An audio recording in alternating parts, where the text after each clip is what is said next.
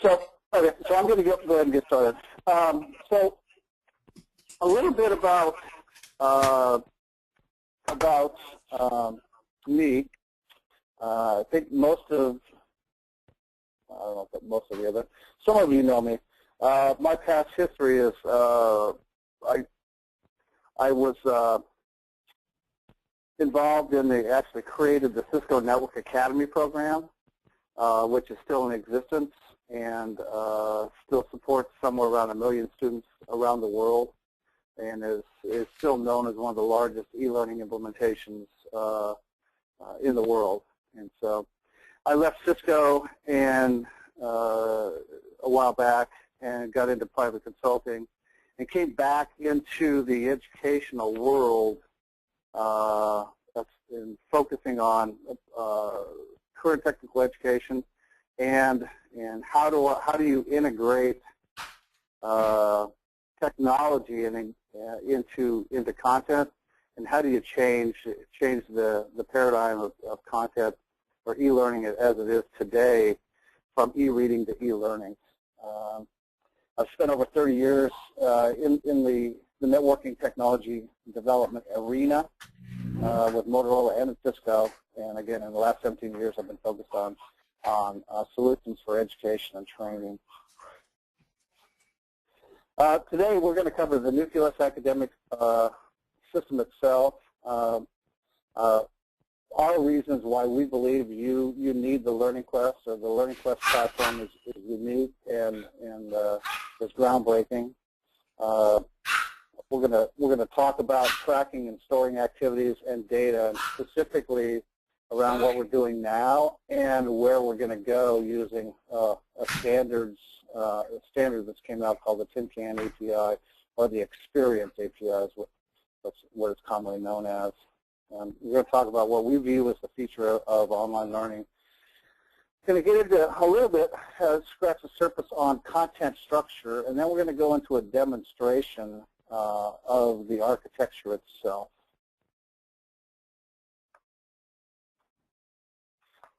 So about Nucleus Academic.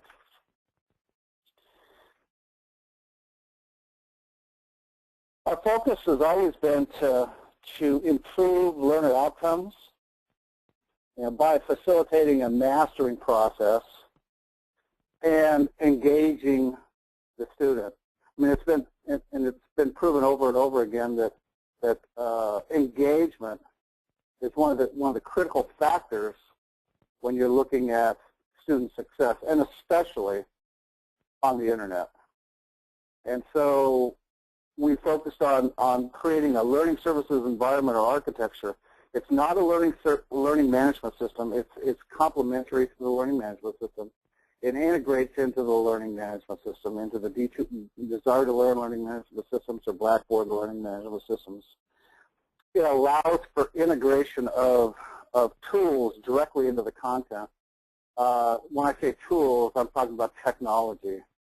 So, if technology is left to the exterior of the content, if it's just an adjunct piece of technology that's not totally related to the content or integrated into the content, we found that the students or the learners have a tendency to ignore it, and yet they use this type of technology in their everyday lives. When you look at Facebook, LinkedIn, Twitter, all the social aspects of the internet.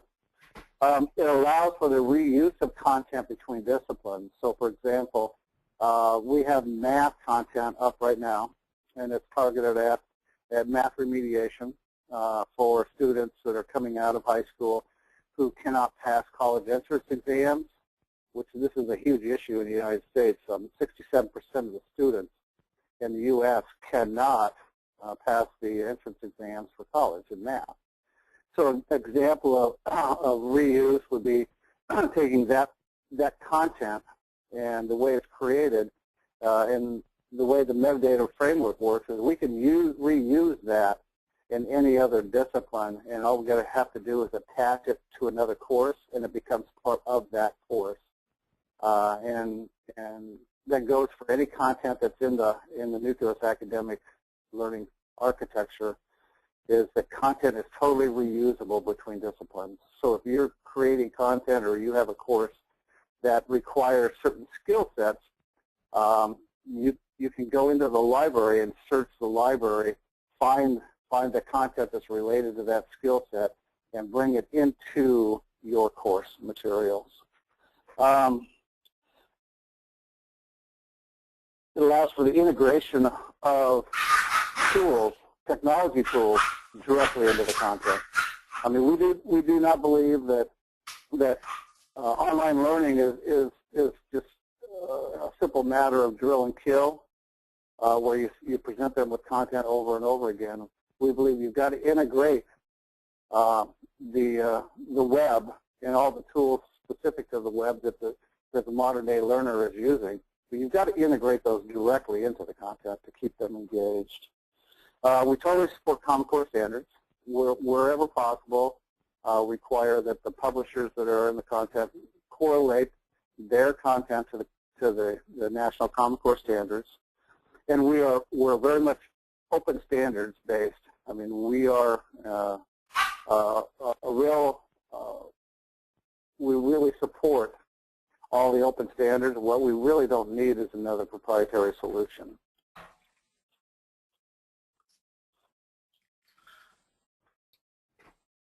So why do we need a Learning Quest? Why do we need a system like this? I really believe that we live in a digital world, and learning styles today are not the same as learning styles they were 30 years ago. I mean, the web and the digital native have created all types of different learning styles and different paths to knowledge mastery. And the key is to engage those learners.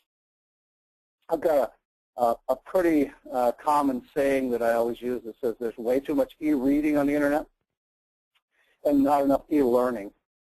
When I talk about e-learning, I'm specifically talking about integrating the technologies, the web-based technologies directly into the content. We're dealing with the digital native, and the digital native is a person that's not technology adverse. I mean, they're very comfortable with technology.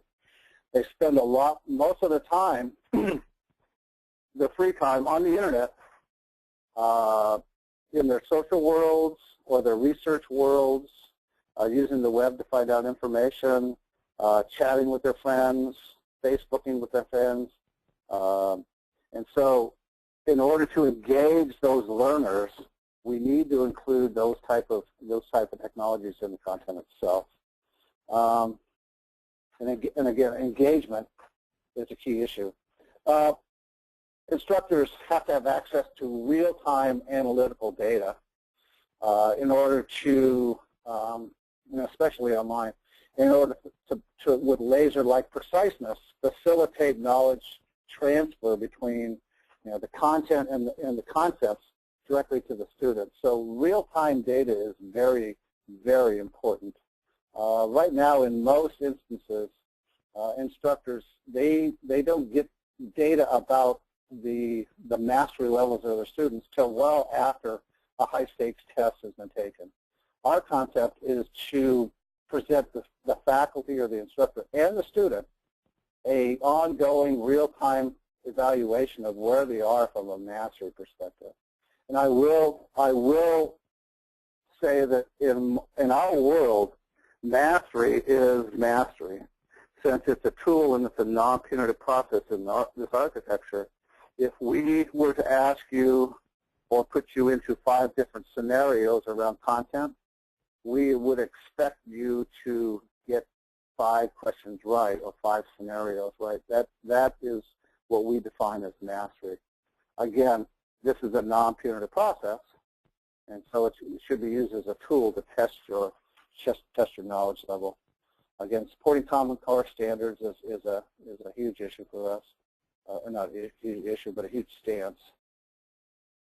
And to access content anywhere with any device, bring your own device.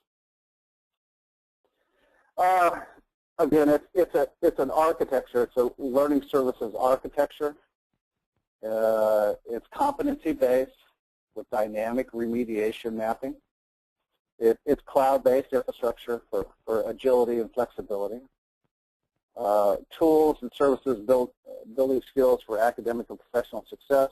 We believe that the key to professional and academic success are the ability to master concepts and to apply them.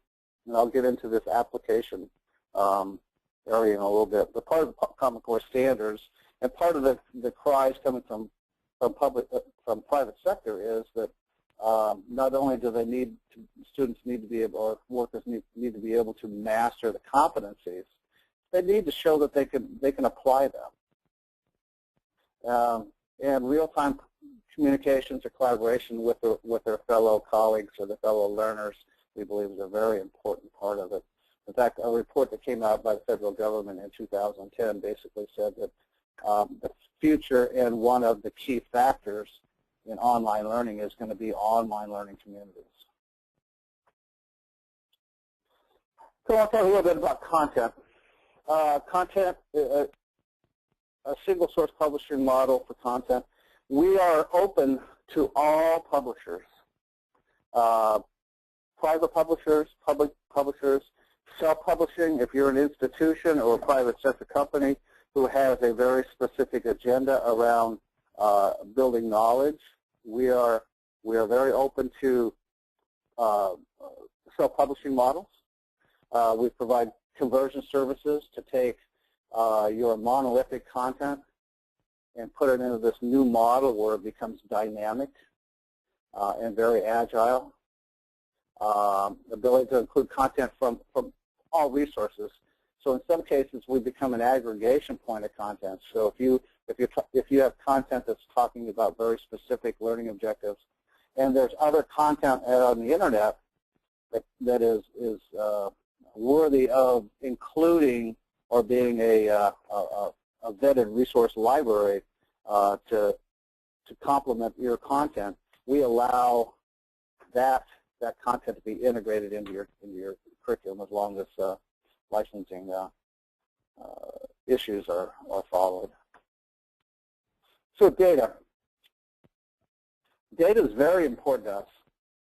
I mean, when you start looking at real-time analytical data, you get a very, very clear view of where the learner is, okay, where the learner is struggling, where the learner is participating in various aspects of the learning process. And it also will allow us, we are working on a model right now, it will allow us to create predictability models where we can look at successful students and see exactly what they're doing from a content perspective, from a participation in learning communities perspective, from a remediation perspective, and start to develop predictability models around success and move those over to the non-successful students and give them suggestions on, successful students have participated in the following activities for this content. Okay, so data becomes very important. Again, and you'll see this immediate remediation for feedback for learners is a key issue. We've done alpha testing and we've done beta testing, and one of the biggest compliments we got back was this immediate remediation feedback for learners. The learners know exactly what they know and what they don't know. Instructors have commented that with this technology, they can look at a snapshot view of the data and see from a student perspective or from a learner or from a class perspective where the class is struggling or where a specific learner is struggling, and they can take intervention procedures to help remediate either the individual student or the entire class through those concepts. So data warehousing for administrators and strategists, we roll up a lot of the data that we have collected around the learner and allow access of that data from the data warehouse into the administration and to strategists to look at and analyze that data, do scholarly research on that data. From an administrative perspective, it allows them to look at the probability of their students' success when it comes to high-stakes testing. From a corporate environment, again, allows them to look at that data from a predictive modeling perspective to predict a worker's competency levels and how they might progress through the corporate structure. So when I start looking at the informational testing and competency mapping, I mean, each course that's offered in the LearningQuest architecture has a very specific path for the learner. First, they will take a pretest, and when we get into the demo system, I'll show you this and how it's manifested itself in the code. They'll take a pretest to determine from a course level where their mastery levels are and where they're not. And then they will continue, and that will develop an initial competency map for the learner. They have areas throughout the content where they can continue to test themselves. And again, this is a non-punitive process. This is a tool set.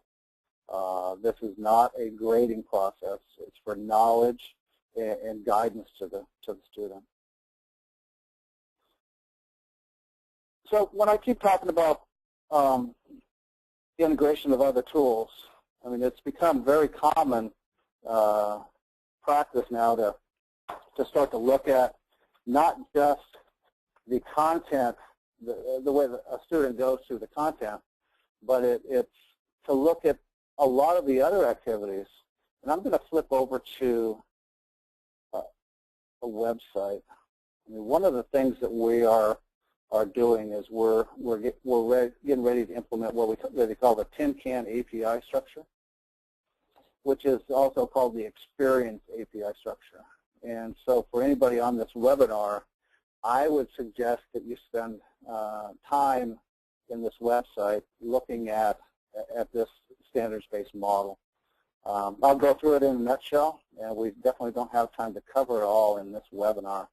But what they're really saying is that learning happens not only in the content area, but it happens in the tools area, it happens in the activities area, it happens in a lot of different aspects of the learner, and especially now that the web has enabled a lot of different tools and a lot of different data repositories and content repositories and activities. That learning is all happening in all those areas, not just in content. And so this API is focused on capturing those learning activities and the participants' activities in these various tools and activities, not just the content itself. So, and I want to, there's a specific area I want to, I'll look here. Okay, well, I'll just switch over here. So if you start looking at, if you drill down into the Tin Can API, which we are, again, in the process, we've designed it now and we're looking at the process of implementing it. It has a concept called the Learning Record Store. Okay, so data around the student's performance from a course perspective, from their participation in the web, around the competencies in the course they're taking, participation in gaming around the competencies, and simulators, and this goes on and on and on. There's no limitation to the number of activities you include with the Tin Can API. Gaming, let's take gaming for example. Gaming is becoming, and gamification is becoming very, very important, and especially around the Common Core standards, because Common Core standards and in industry itself, they want to know that learners can apply the concepts, not just know that they can memorize or master the concepts in an abstract fashion, but they want to know that they can apply those. And so gamification. So one of the vendors that we're working with that we're getting ready to plug into the architecture, we're looking at creating gaming scenarios that map course learning objectives. So a student will progress through the course, and at a certain point, they'll be put into a game where they apply those concepts into a real-life scenario. And so we need to get the data out of that gamification engine into the learning record store. And this all becomes part of the student's learning record or e-portfolio. And it also becomes part of, and they have the ability to look at all the records that have been gathered, select which records they want to put public, and that becomes part of their e-portfolio. It also becomes part of the validation process around whether a student can really apply concepts. It also becomes a very important part in the predictability modeling process. So I would suggest that everybody on the webinar spend some time looking at this tin can API. And again, the presentation has the URL in it. So it's, and I believe you'll all get the presentation will be put in a public area where you can get to it, and again, spend some time on the API. But this is the main focus of our funding campaign, is to be able to implement this experience API into the overall architecture. So now I'm going to get just a little geeky, since I'm an engineer, and talk about at a very, very high level what this architecture is. And so there's a concept out on the internet, and most people are on this call, I believe, are probably technically inclined, called service-oriented architecture. And service-oriented architecture is a methodology in which you can plug services into a common bus and allow these services to participate in a portal structure, if you will, or any kind of user front end. And so we've defined, and it's very agile, and it becomes agile for us, it's extremely agile for us because of this service right here. It's called the Metadata Standards Alignment Service.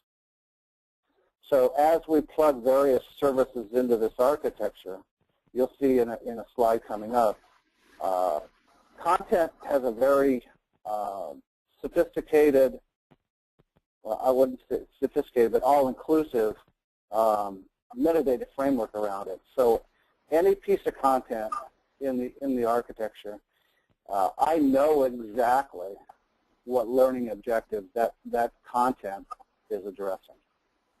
And so once I know that through the metadata framework, I can start to plug in assessment items or assessment services into the architecture and map these assessment items into the metadata framework so that now I know what question banks or what questions are associated with which learning objective. Same thing with content delivery. I know what content is related to what learning objectives. I know what content is used in various specific courses. In the immersive learning environment, the gaming environment will participate in this metadata framework. We're in the process of designing a learner profile service where the learner will profile themselves around very specific information.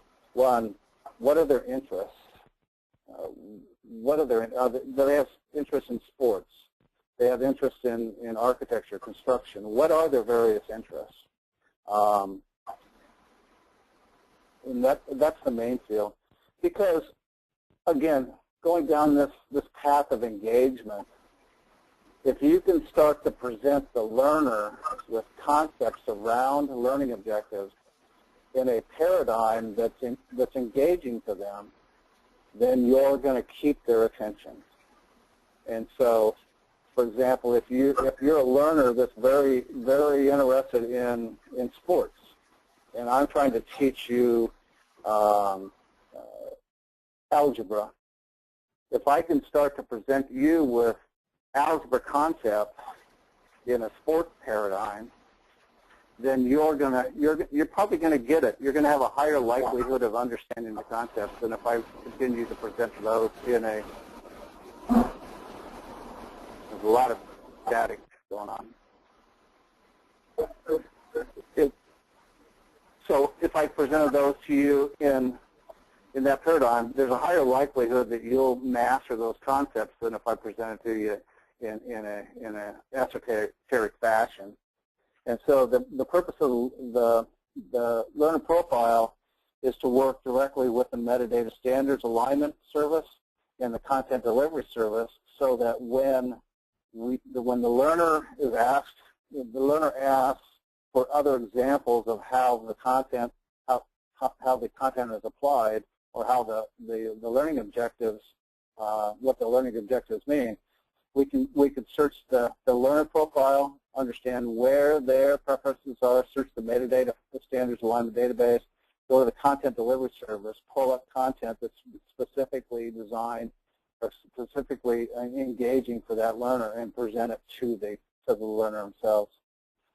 Now again, since this is agile, one of the things that's very beneficial to this is, as new concepts come up, as new standards comes up, as new internet gadgets and tools come up that are engaging to the student but can be reapplied to learning, we can integrate those directly into the service architecture, integrate them into the metadata framework, and allow them to participate in the whole learning process. Now again, if something becomes outdated and people are not moving towards a specific technology paradigm anymore, we can just pull that out of the architecture, and it does not affect any of the other services, or it does not affect the content itself. So in a very generalized fashion, if I look at how content has to behave, or how the whole content and technology have to work together, it becomes very important to break the content up. It can't be these monolithic ebooks anymore. It can't be flip books. It's got to be very interactive content. So, and one of the things I do not ever want to do is mess with the instructional design of a course. I'm not an instructional designer, and I'm not a subject matter expert on many things. So I do not want to mess with that. But what I really want to do is I want to take the course and I want to break it up, and I want to define the learning objectives in a very granular fashion around the course. And from there, I can give it I can allow this learning objective to play in the metadata framework. And from there, I can start to roll these learning objectives up into units, lessons, chapters, and then all the way to a course. But the side effect of all this is, in that course, whenever a student hits a page in that course or hits a lesson, I know without a shadow of a doubt what the learning objectives are for that page. And once I know that, I can then start to assign other things in the metadata framework around those learning objectives, around those lessons, or around those chapters. So I can start to allow technology to play in content just like it was content. So including vetted resource libraries that specifically talk to learning objectives on a specific unit or page. I can create assessment processes that at a unit level test you against those learning objectives in a non-punitive fashion. I can do class lectures, and I can capture those class lectures using things like GoToMeeting, archive those, wrap the metadata framework around it that says this lecture This class lecture talks specifically about these learning objectives, this learning objective. Put it in the repository, and now it becomes part of this course if you publish it into this course. So it becomes part of the resource library, so a student can go back and look at it, review it, look at it over and over again in your class lectures. From a tutoring perspective, implement a tutoring services where when a student gets hung up on a specific topic, they can request tutoring, and the tutor knows exactly where they are in the content, what learning objectives they're asking for tutoring on, and they get to see the competency map of where the student is in the entire course. So what learning objectives do they understand and what they don't understand. Virtual work groups, creating virtual social networking. We call it learning communities. It's really social networking. So creating social networks or learning communities that are specifically having conversations around learning objectives in a specific unit, and in some cases guided by the student and guided by the teacher, and in some cases they're freelanced by the student. So I'm going to get into the architecture itself. I'm just going to escape out of this. Go over here. Go over here, and I'm going to log on. This is the beta class, or yeah, this is the beta class we use. I've wiped all the data clean, so there's no confidentiality issues that are going on here. But I just want to show you. Now this is a teacher view, and I probably should actually show you the student view first.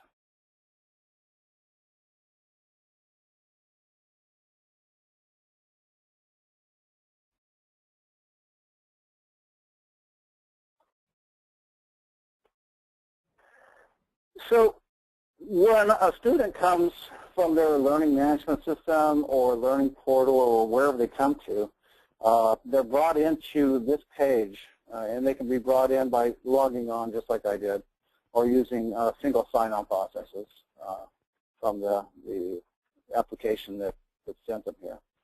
But what we did was we created an environment where we wanted to make sure that the student knew that this was about them. So most times when students go into a courseware, they're just, boom, they're put into the courseware. I mean, we want to make sure that they know that this whole process is really about them. It's not about the content. And so there's an area here where they can create an About Me page. There's an area where the faculty can post announcements about the course or the calendars. This is a typical Dropbox application repurposed. And by the way, let me back up. Each one of these iframes that are here, if I go back to the presentation and I look at these services, each one of these iframes are individual services.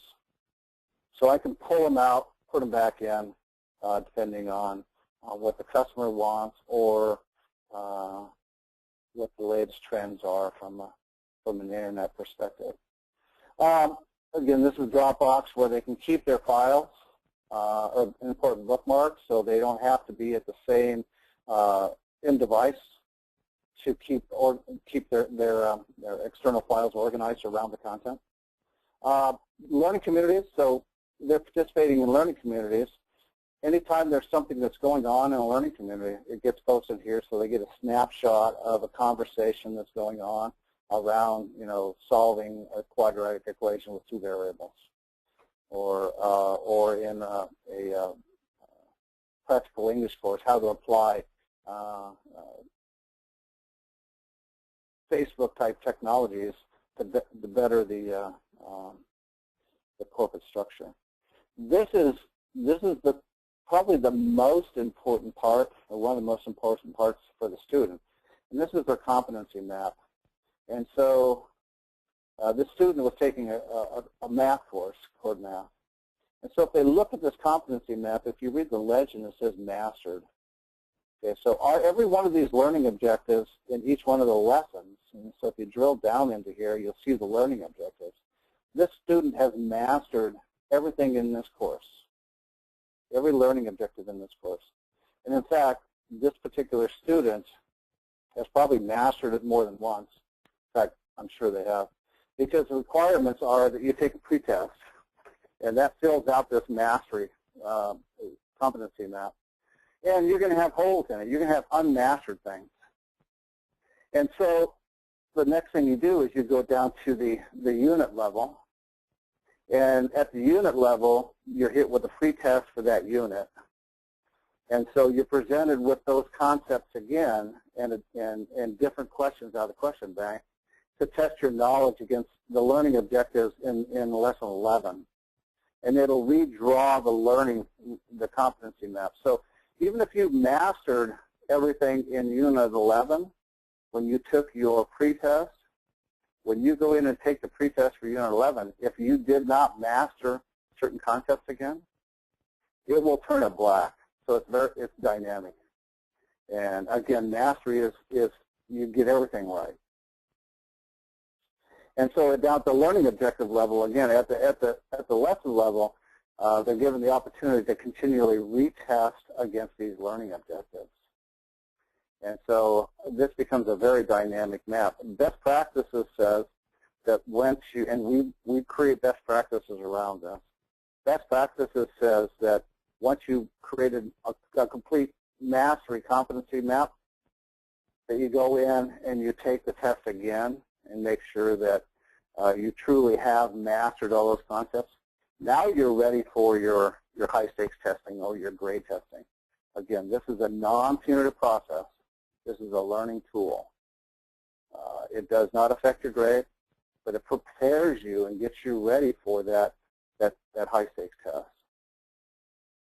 So I want to go into here and just show you a snapshot of the content itself. So this is a course syllabus. Here's a blog area where the teacher is putting in blogs about the course. I mean, why is this course important to you? Like the teacher has put in something by the girl from Saturday Night Live about why math is so important, and this is a very serious video. Posted in not the 9 jobs that pay $95,000 a year, and I've read this post, and it talks about the need for math in every one of these jobs. Okay, so they're trying to set a reason why you want to conquer this subject. So if I go into units and lessons, I'm going to go to this one. So if I go to this lesson,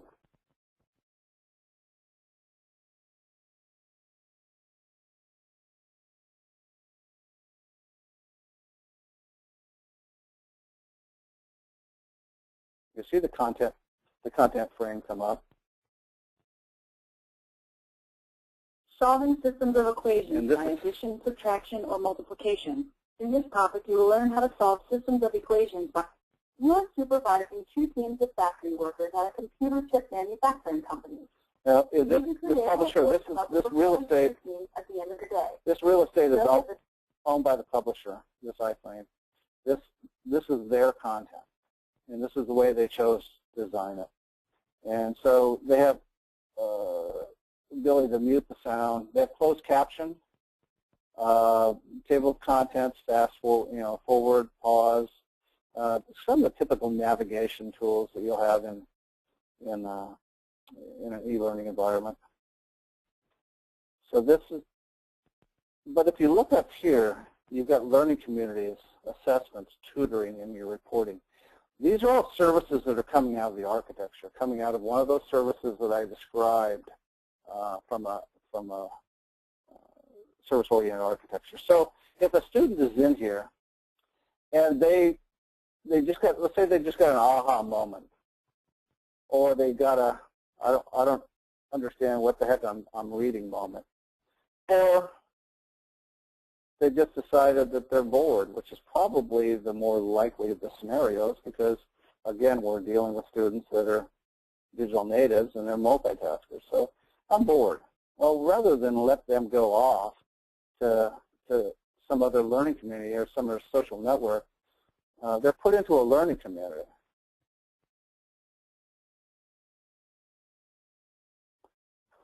And in that learning community, there's areas where the student can pose questions. So if they have a question around the learning objectives, and this learning community is only focused on the learning objectives of Unit 16. So if they have a question about the learning objectives, they can post it here, and students can have conversations around those concepts. These areas here, extra learning, helpful videos, and learning discussions and group files, these are all initially facilitated by the faculty. And they're facilitated based on analytical data.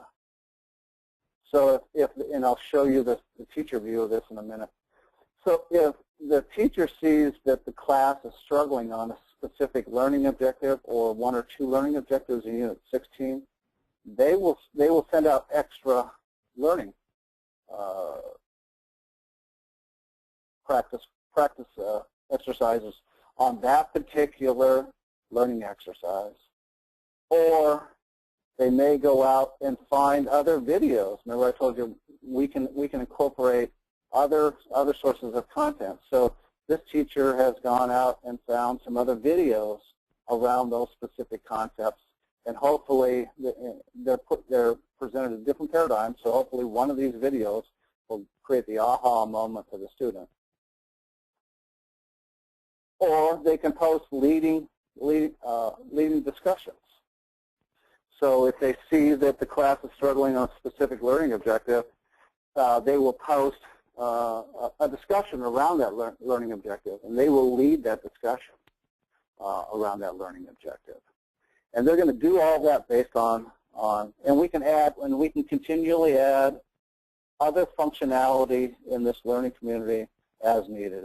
For example, if the teacher said they want to create a blog in this learning community that talks specifically about the learning objectives in a unit, well, we can create a blog widget that goes in here, so they can continue the blogging conversation, not at a course level, but down at a very specific learning objective level.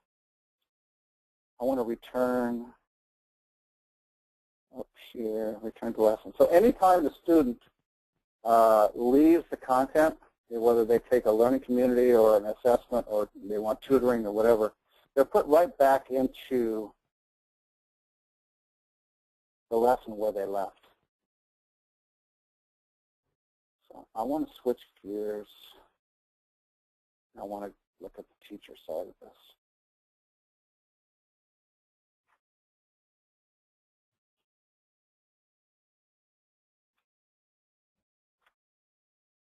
I know we're running short, so I'm going to just go right to the meat and potatoes here. So a teacher that's teaching a course, one of the more important tabs they have is reporting. And there's several things they can look at.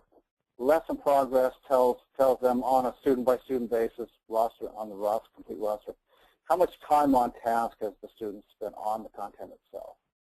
Yeah, that's okay. This is where they spend most of their time, on learning objectives. And this report right here is where they spend most of the time when they get into this reporting, assessment by temps.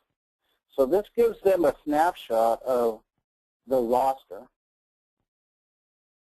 the lesson and the learning objective that's in that lesson. Some lessons have multiple learning objectives. And who's mastered it? Blue is mastered. So everything that's blue, the students have gotten all questions right the last time they tested. The number inside shows how many times it took them to master it. And that's very important because, as you can see, this student here, again, these names have been scrubbed, but this student here was going along pretty well. Then all of a sudden, it took him 13 times to master variables and expressions. Well, there's probably an issue here. And you can see that the issue is starting to manifest itself because they still have not mastered this lesson, so they didn't really understand the prerequisite knowledge here, and it probably comes back into here somewhere. So this would be a place where the faculty would go in and meet with the students one-on-one to understand or create a tutoring process to get the student up to speed and make sure that they totally master these concepts before they move on. So if you kind of look at this student's progress, he wound up dropping out. So there was something going on with that student. Again, if you look at this student here, it took him 10 times to master this learning objectives. Well, I mean, they seem to be progressing pretty well, but I was, as a faculty or as a teacher, I would still go in and ask that question, this student, very specific questions about this learning objective.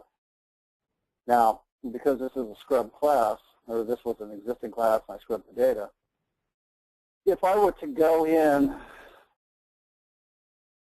and look at here, and let's say that this learning objective, there was no blue, there was some green and mostly black, I would go into the learning community for Unit 14, and I would start to post leading questions about this learning objective. I would start discussions around this learning objective. I would gather more content, other resources from the internet, and put it in there about this learning objective. So this is what I talk about real-time data for the faculty.